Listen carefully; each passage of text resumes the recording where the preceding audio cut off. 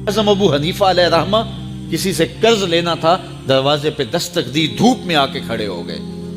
کسی نے کہا حضرت دیوار کا سایہ پڑ رہا ہے تو آپ سائے میں کھڑے ہو جائیے۔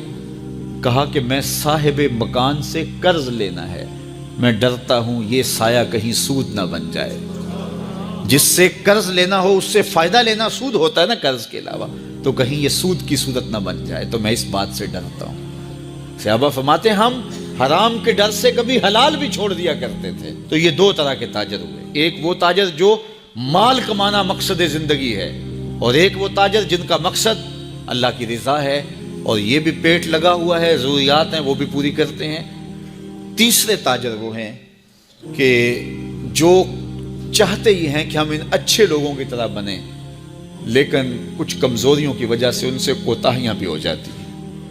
تو ان کے بارے میں ارشاد فرمایا، اے تاجروں کے گروہ، تم جب تجارت کرتے ہو تو اس میں کمی بیشی ہو جاتی ہے، کبھی کوئی لغو بات کر دی، کبھی کوئی ایسا معاملہ ہو گیا، تو اب اس کا مداوع کیسے کرو؟ تو فرمایا فشوبوہ بالصدقہ، تم صدقہ دیا کرو، تمہارے اس امر کا یہ مداوع بن جائے گا۔ تو عام لوگوں کو یہ کہا کہ آپ کثرت کے ساتھ صدقہ دیا کریں، اپنے مال سے نکالیں، کچھ فیصد طے کر دیں اللہ کے نام سے۔ جب اللہ کو شراکت دار بنا لیں گے اپنے کاروبار میں، جب پارٹنر بنا لیں گے، تو سٹرانگ پارٹنر ہو تو گھاٹا نہیں نہ پڑتا، تو اپنے رب کو اپنے کاروبار میں شامل کر رہے ہیں، تمہارے کاروبار کے اندر گھاٹا نہیں پڑے گا انشاءاللہ۔ ہمارے اس مرکز میں 2 3 4 لوگ ہیں ایسے کہ اللہ تعالیٰ نے ان کو یہ توفیق دی، تو وہ کہتے ہیں کہ ہم اتنے فیصد مرکز میں پیش کریں گے۔ تو مجھے آج تک انہوں نے شکایت نہیں کی ہے کہ جناب کوئی مسئلہ ہے، وہ یہی کہتے ہیں کہ سنبھالا ہی نہیں جا رہا۔ یہ اللہ کا وعدہ ہے، اللہ کے وعدے سچے ہوتے ہیں، تو اس کو شامل کر لیں۔ فرمایا کثرت کے ساتھ پھر صدقہ کرو۔ ہمارے ماضی میں ایسے کتنے اسلاف کی کہانیاں موجود ہیں، اگر ان سے کوئی معاملہ ہوا تو بعض کا انہوں نے سارے کا سارا مال صدقہ کر دیا، پھر زیرو سے شروع ہوئے، اللہ نے پھر برکت ڈال دی۔ بعضوں نے آدھا مال صدقہ کر دیا۔ تو اللہ کی راہ میں جب صدقہ کرو گے تو پھر برکت ہوگی، رحمتوں کا نزول ہوگا۔ کاروبار کے اندر کبھی کھو نہ جائیں کہ اپنے رب کو بھول جائیں۔ جب اللہ کے محبوب علیہ السلام کے صحابہ تابعین مدینہ المنورہ کی گلیوں میں، بازاروں میں کاروبار کرنے لگے، حضور کا وصال ہو گیا، پھر کاروبار کی طرف جب توجہ بڑھنے لگی، ایک دن حضرت ابو ہریرہ رضی اللہ تعالی عنہ مسجد نبوی سے باہر نکل کے آئے اور بازار مدینہ میں گئے اور کہا کہ اے تاجروں، تم یہاں بیٹھے ہوئے ہو، مسجد نبوی میں حضور کی وراثت تقسیم ہو رہی ہے اور اپنا حصہ وہاں جا کے لو۔ سارے گئے، دیکھا تو وہاں کچھ لوگ بیٹھ کے پڑھا رہے تھے، تو واپس آ گئے۔ کہا ابو ہریرہ تم نے کیا ہمیں بتایا تھا؟ ہم وہاں گئے ہیں، وہاں تو کچھ بھی نہیں تھا۔ کہا تم نے وہاں کچھ دیکھا نہیں؟ کہا کچھ لوگ پڑھ رہے تھے، کچھ پڑھا رہے تھے۔ کہا تم کاروبار میں پھنس گئے ہو، یہ رسول اللہ کی وراثت علم ہی تو ہے، کچھ وقت نکالا کرو علم سیکھنے کے لیے۔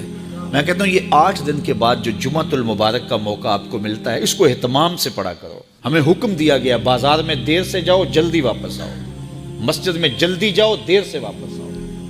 یہاں جتنی جلدی آؤ گے اتنی برکتیں ہوں گی۔ یہاں بیٹھنا بھی عبادت ہے، سانس لینا بھی عبادت ہے۔